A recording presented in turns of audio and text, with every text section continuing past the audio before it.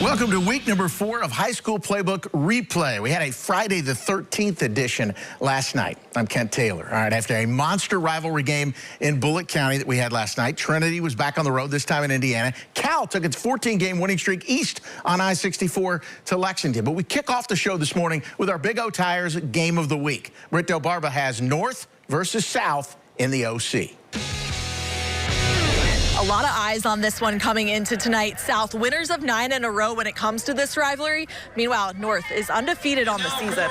Scoreless after one second quarter. Mustangs marching downfield. 15 plays, 99 yards. Kingston Duggan only needs one. Caps it off with the touchdown, 7-0 North. Later, with a short run of its own, QB Ethan Arnold keeping it for the touchdown. Dragons get on the board, down 7-6 at the half after the blocked extra point. Third quarter, Jules Davia punches it in. The Dragons with their first lead of the night, 13-7. In the fourth, Arnold, the flip to Julian Miles, and just watch the footwork, cutting up the defense all the way to the end zone, 20-7 South. How about this for a little bit of an extra highlight? Get the dub, and you get yourself a date to homecoming.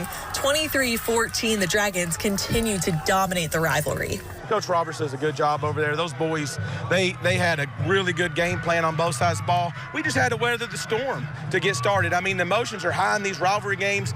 We felt the emotions. Once we got to half and realized it's just football, and that's the only thing we told them. It's just football. Settle down and play your brand of ball, which is to be more physical than the opponent and more disciplined. That's what we struggled with so many flags. But they're going to have some reminders on that. But I'm proud of the boys. I'm proud of the way they handled that early scoring. This is a great feeling. We haven't lost them in all 4 years we've been here. It's just such a great feeling. We knew it was going to be a tough game when we came in. Went down at halftime. We got an inspirational speech from all of our seniors, and we knew we were about to come out here and take the win. With the win, South improves to 3-1 on the season, while North is handed their first loss. Reporting from South Oldham, Britt Del Barba, WLKY Sports. Thank you, Britt. Manual off to a 3-0 start, hosting a 2-1 Eastern squad at historic Manual Stadium. Crimson's up 21-3 when Damari Wilson picks off the pass and takes it in for 6 more. It's 28-3 Manual as he goes up the hill, back down the hill. Next Eagles possession, more defense for the Crimsons. Darian Allen tips the pass, and this time it's Braden Underwood with the pick 6, 35-3. Manual. The Crimson's defense doing all right. Their offense getting in on the act, too. Off the play action here, Cade Mack, the screen to Willis Nossinger. He gets some blocks and zigs and zags his way in for 6. Manual wins it 49-3. The Crimsons are 4-0. They're at South Warren next week. All right, after a home loss to Center Grove from Indiana last week, Jay Cobb and Trinity made the trip to Carmel last night. That's just north of Indianapolis. Greyhounds up 3-0. When Jamarian Berry changes that, he powers his way in for 6. It's 7-3 Rocks. Later in the second quarter, Rocks go for it on 4th down. Zane Johnson rolls left and throws a dart to Jeremiah Lynn for a 44-yard touchdown. Trinity wins it 35-23. The Rocks are 3-1. Big one next week. They host Mail next Friday night. The Dogs are off this week. All right, some bragging rights on the line on the Dixie. Butler at PRP, both looking for their first win of the season. PRP with that new stadium. The Panthers get on the board first. Off the high snap, they get the safety for a 2-0 lead. The Bears bite back, though. Rayshawn Alexander scoops up the PRP fumble, and he's gone. Now, he's fast. He's not that fast. We only have so much time here in the show. It's 6-2 Butler after that score, and it was all Panthers from there. They win it 24-6, the first win for first-year head coach Brandon Dunn, and they've also got those bragging rights.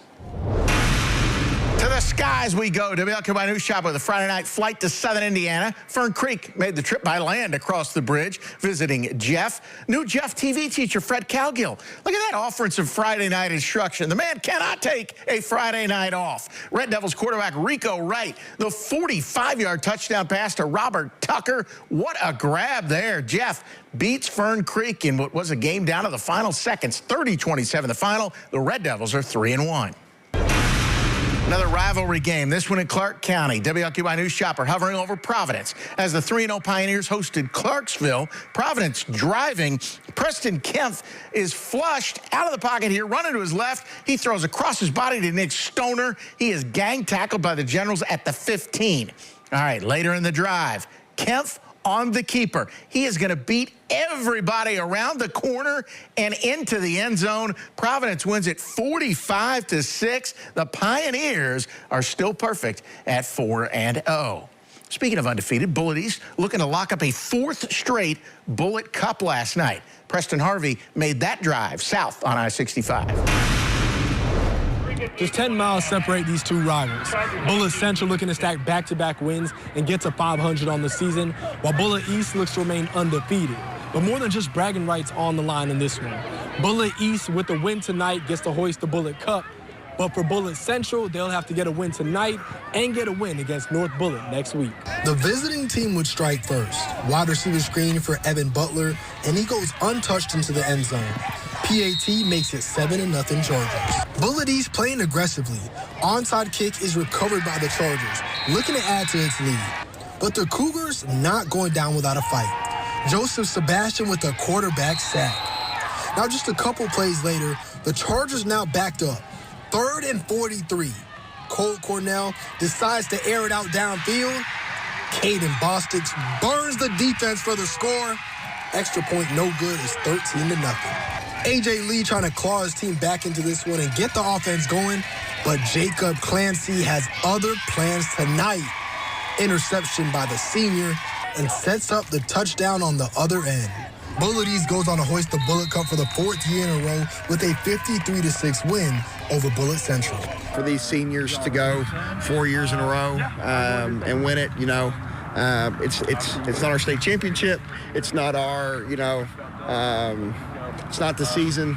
But by God, it's a big deal for us in our school and our community, and so I'm really happy for them. 4, 2, 3, Bullitt East will head on the road in Week 4 to face Central High School, while Bullitt Central will look to rebound against North Bullitt next week. Reporting in Shepherdsville, I'm Preston Harvey, WOKY Sports. Get out of the rain, Preston. All right, J-Town took its 3-0 record to the Dixie at Holy Cross last night. 14-0 Cougars after a half and early in the third. J-Town puts the ball on the ground, and Aiden DeWeese is there for the recovery. Jamari Pennebaker is not about to cough it up. He goes virtually untouched, 45 yards for the score, 21-0 Holy Cross. Then it's Dylan Terry. Fumble! With the fumble recovery, and Jarek Hoover is going to fake the handoff and go right up the middle for the 5-yard score. The Cougars win it 35-0. They are 2-2. Okay, they have been one of the surprises of the early season.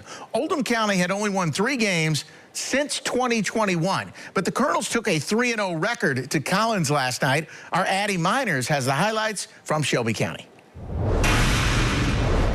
The X factor in this matchup between Oldham County and Collins High School was the Titans QB Cade Gooden.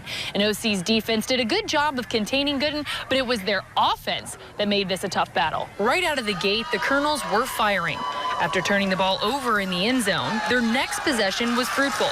Running back Jaden Corum would get his first of 3 touchdowns to the house. Later in the first half, as Oldham had a 2-score lead, Collins would respond.